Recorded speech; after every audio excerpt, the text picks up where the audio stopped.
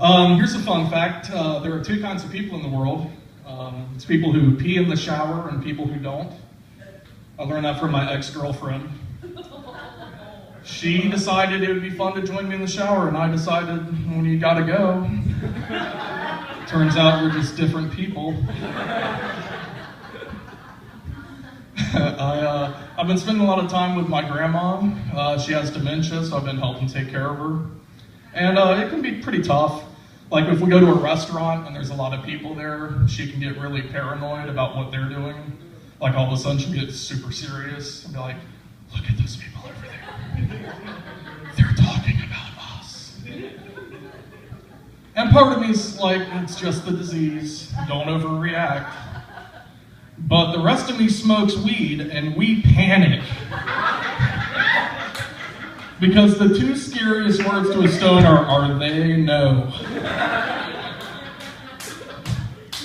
Suddenly I'm building a fort out of menus so nobody can see us. Eventually I was like, this is ridiculous. It's time to grow up and make a lifestyle change. And that's when I stopped hanging out with my grandma. She was just killing my buzz, man, killing my buzz. I'm 29, and as I get older, I realize I'm getting way too lazy for my own good. Like, I swear there was a time in my life where if I dropped something, it was just a mild inconvenience. Like, maybe I wouldn't pick it up right away, or like, I'd try to scoop it up with my foot and kind of hacky-sack it onto a higher level. But eventually I'd break down and pick it up. But now, instead of doing any of that, I just contemplate what the rest of my life will be like if I never pick that thing up again, ever.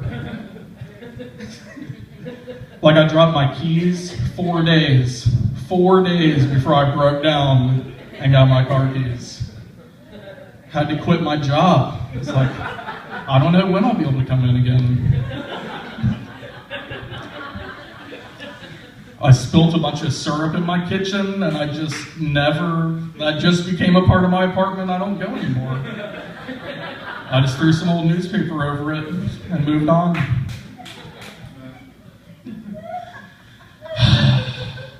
It's like when you ask yourself, is this going to be a dick move? And then you stop giving a shit and do it anyway before you get an answer. That's basically where I'm at in my life. A lot of my friends are like real people, you know, they're doing the family thing, having a lot of kids. And I feel bad for them because first of all, having a newborn baby is a terrible thing, and it just goes steadily downhill until one of you dies. These are for the pregnant woman in the audience. Babies just freak me out, man. I'll tell you what it is. It's the soft spot. Who puts a soft spot on the top of your head? Put that thing on, I don't know, your armpit. Like, here, hold the baby, just be careful with his armpit. I can handle that. The soft spot is basically a button for turning your regular baby into a special needs baby. But you have to be careful because they can pull your fingerprint off the baby's brain and trace it right back to you. That's the only thing keeping me from breaking into the maternity ward one night and thumping all those babies on the top of their head.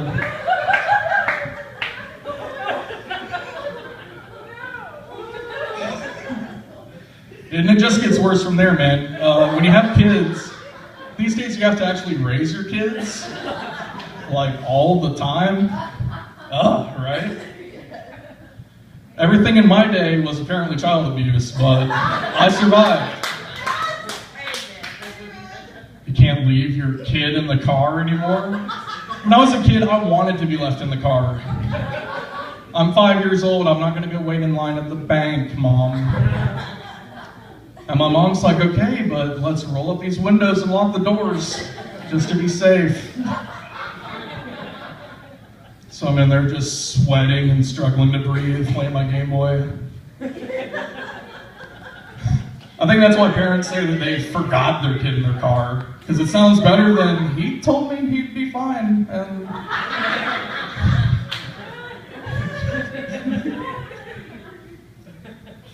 You can't even let your kids play like without you watching them anymore.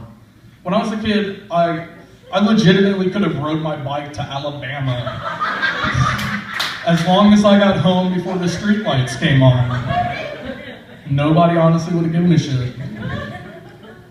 When I was a kid, me and my friends would bicycle into the woods where a homeless guy lived and buy torn out pages of Playboy and Hustler. That's not even a joke, that's just an example of the criminal negligence that I enjoyed as a child. I have a hard time meeting women. I think it's mostly because I have rapey resting face.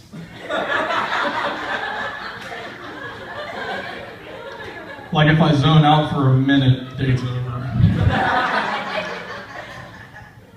So I think I'm gonna switch to trans women. They should be brave, right? I know a lot of straight guys aren't into that.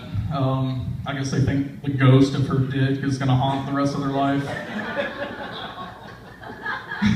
I just believe in modern medical science, man. I think if you put 12 doctors in a room and tell them to build a better vagina, they're gonna get results. Normal vaginas are disgusting. Let's be honest. Ladies, you know.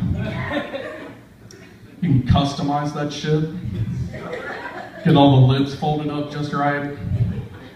I want it ribbed for my pleasure.